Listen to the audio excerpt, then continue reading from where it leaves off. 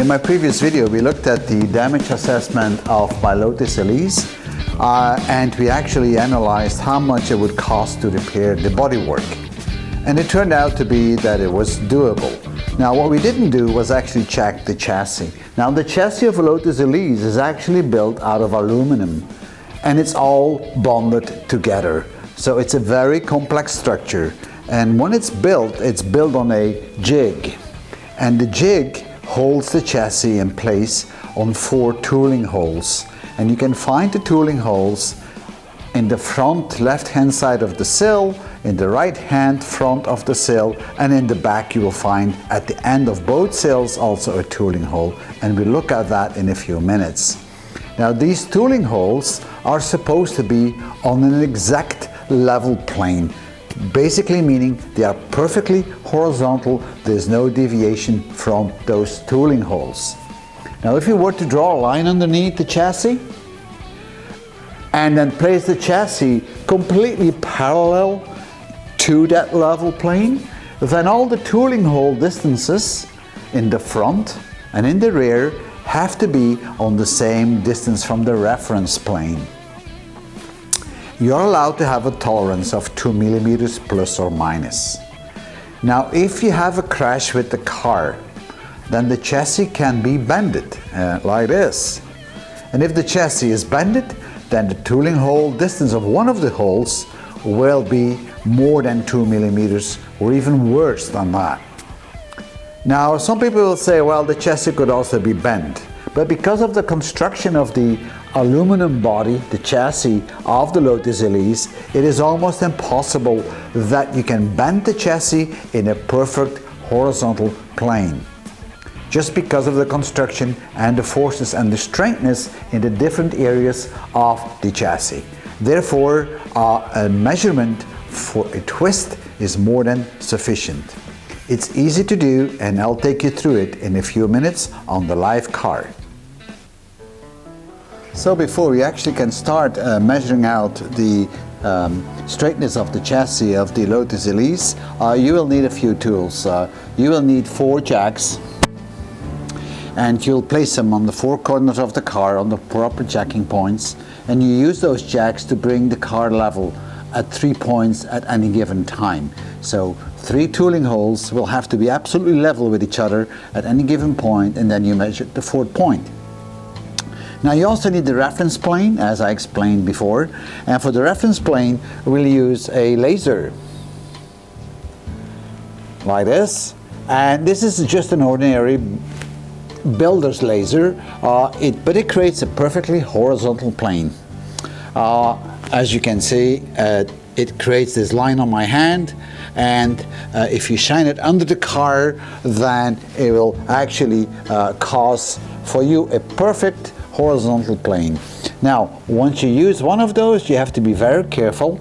Some of them are not that precise enough, so go for one which is at least 1.5 millimeters correct over a distance of 10 meters, like in this case. And because the car is very short and the laser is close, the offset in this case is about 0.5 millimeter. So the laser is more than precise enough, and you can actually think about it.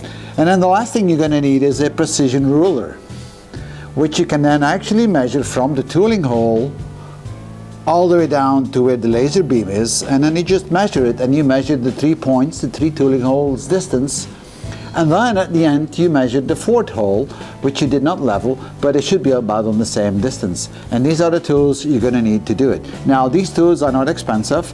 A jack you can get for about 30 euros and even less, and a level meter is about 300-400 euros.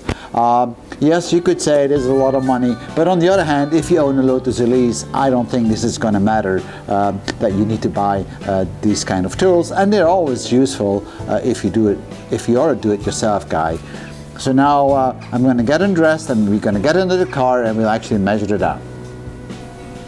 Okay, I got undressed, and guess what? This is fashion, okay? So don't look at that.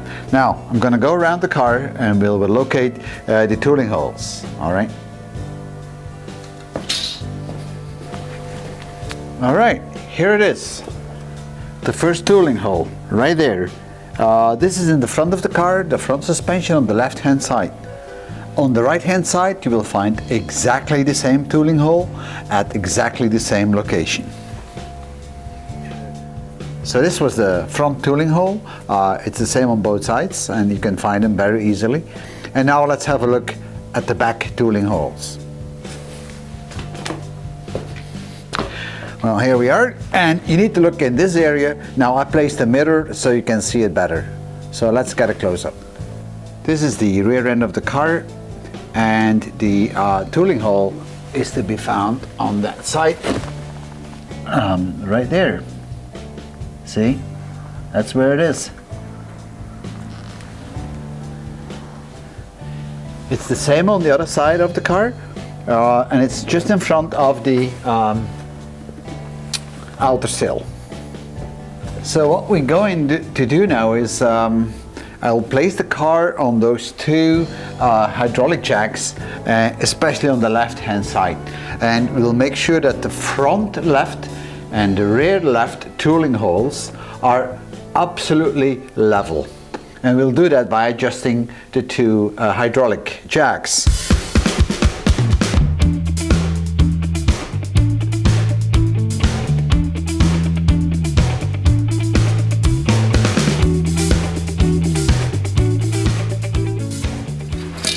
So I jacked up the car on the front left and the rear left position so that the tooling holes on the left hand side are exactly parallel to the laser plane, which I have right here, as you can see.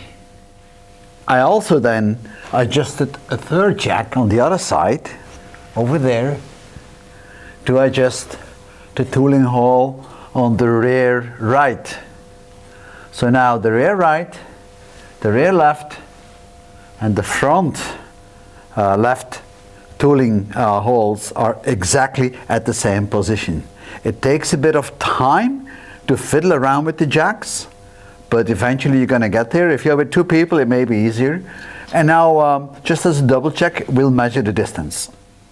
So now we actually kind of leveled the car. The left side, the front tooling hole and the rear tooling hole are now exactly on the same level.